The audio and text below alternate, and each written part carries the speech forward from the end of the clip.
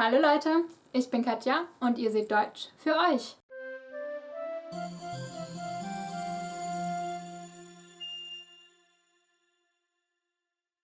So this is going to be a little extra on the irregularities that can happen with verbs in the Präteritum and the Perfect. So the irregularities in these two tenses are the closest equivalents we can get to the two irregular forms that irregular English verbs have. So for example, sing, sang, sung.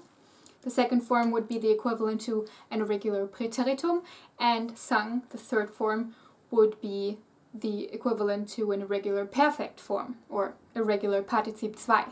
So that means for many of the irregular verbs in German, we get 4 stem forms instead of 3, like in English. That would be the infinitive presens, then the irregularity for the presens, the irregularity for the Präteritum, and the irregularity for the Partizip 2. So let's look at how we can generalize some of this for the Präteritum and the Partizip 2. First off, the Partizip 2. This is probably the nicest one of the 3 possible irregular forms because unlike with the presens and the Präteritum forms, the Partizip 2, because it is a participle, always has to go with a Hilfsverb and is therefore never conjugated, so we only have one form for it. There is one big irregularity that you can find in a huge chunk of irregular Partizip 2, and that is that instead of the T at the end of the Partizip, they use an EN. So instead of forming it like the regular ones where we have G, then your stem, and then T, we have G, then your stem, and then EN. Well, that alone is pretty simple. The main thing is that many of these irregular participles also include a stem change, which most of the time means a vowel change, and that is partly because of the Präteritum. Unfortunately, this tense is the most finicky when it comes to irregular verbs. For example, we do not have set options for which vowels can change into which across the board like we do for the presens. Like you should know from my episode on it, the Präteritum, like the presens, has endings for all of the personal pronouns, so it is conjugated. These still apply the same way for irregular verbs, just like with the presens irregular verbs, but the stem can change, and that is what you have to take into consideration. Now, you know that in the presens, irregular verbs mostly only change in the second and third person singular. For Präteritum irregular verbs, this is not true. If there is a vowel change, it is the same across all persons. So for example, we could do this with haben, because this is a special case and I want to get that kind of out of the way. Ich hatte, du hattest, sie es hatte, wir hatten, ihr hattet, sie hatten. So here, unlike with most irregular verbs in the Präteritum, the change in the stem is not a vowel, but a consonant, the double T. We no longer have a B. But like I said, most of the irregular verbs have a vowel change, like for example the verb wissen, to know. There we would get the forms ich wusste, du wusstest, sie es wusste, and so on and so forth. So here we have an E to U change. And once again, that is across the board, not just restricted to certain persons, but it's all 6 persons have an E to U change. So unfortunately, pretty much all that we can say about the Präteritum and its irregularities in verbs is that most of the time it completely changes the stem of the verbs across the board. Not that much to make it easier. However, there is somewhat of a consensus that there are about 7 groups of irregular verbs in the Präteritum out there.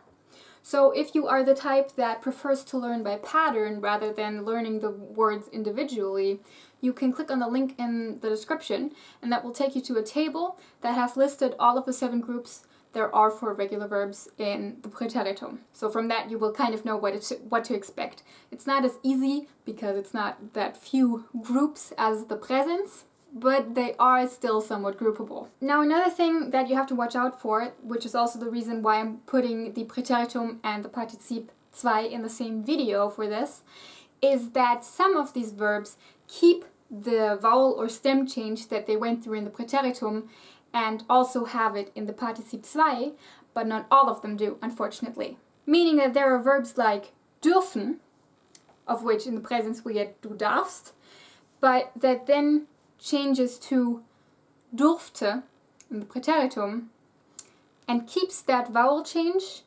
in the Partizip 2 and becomes gedurft. But there are also verbs like sehen, to see, which do have a vowel change in the Präteritum, in this case sah, that is then however reverted for the Partizip 2, which for sehen is gesehen. Mean, huh? So in our first example, gedurft, the participle 2 keeps the regular T at the end of it, but instead also keeps the vowel change that was made in the Präteritum.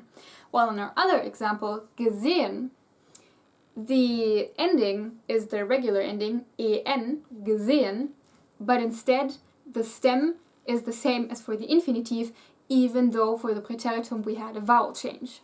Unfortunately, this is not mutually exclusive, so that doesn't mean that if you have an en ending, you also will have the infinitive vowel in there, and doesn't mean that just because you have the t ending, you will also have a vowel change. All of these are combinable whichever way possible. So that should show you that you have to drill these until you can recount them in your sleep. For about 99% of the presence irregularities, it is theoretically possible and enough to know which vowel changes are possible and which verbs are irregular, but that alone won't help you with the other two irregularities, so the Präteritum and the Partizip 2. So take your time, learn them in small sections, and make sure you know all of them by heart before you move on to the next section, rather than taking big chunks at once and having to start over multiple times, because that's really just a waste of time. So that is it for this extra. You already got a random word of the week on Tuesday, which means I will see you on